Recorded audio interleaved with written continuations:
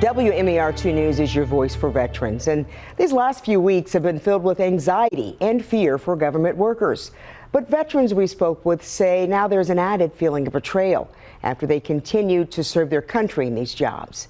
WMAR 2 News' Blair Sable spoke to some who publicly shared their stories, fully knowing the risk. I'm more fearful working for the federal government right now than I have in my entire life. For the veterans who turned into public servants, the last few weeks have been dizzying. It's been a roller coaster of emotions. This is not what we stand for, and it's both tragic and horrifying at the same time. An estimated 6,000 in Maryland have lost their jobs and their services threatened with more cuts to Veterans Affairs. That's where Marine Corps veteran Octavia Hatem worked as a contractor up until last month.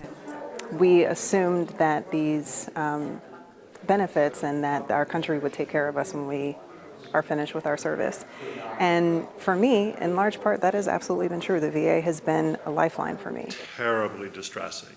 For the very first time, these vets shared their stories in a roundtable discussion with Maryland U.S. Senator Chris Van Hollen, who's called DOGE's actions illegal and in the interest of the wealthy and elite. People who stepped up to serve, and now their own government is betraying them, and it's just outrageous. It feels like those in power are living comfortably while exploiting the sacrifices of veterans. Vincent Camacho was initially laid off during the sweeping cuts of probationary employees.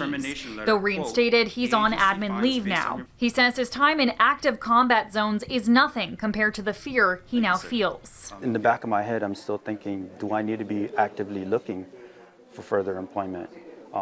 And if so, do I have to uproot my high school kids and move them out of the state? Van Hollen says they're bracing for DOGE's next steps. He says the power of the purse should remain within Congress, and he intends to hold the executive branch accountable to that. In Baltimore County, Blair Sable, WMAR 2 News.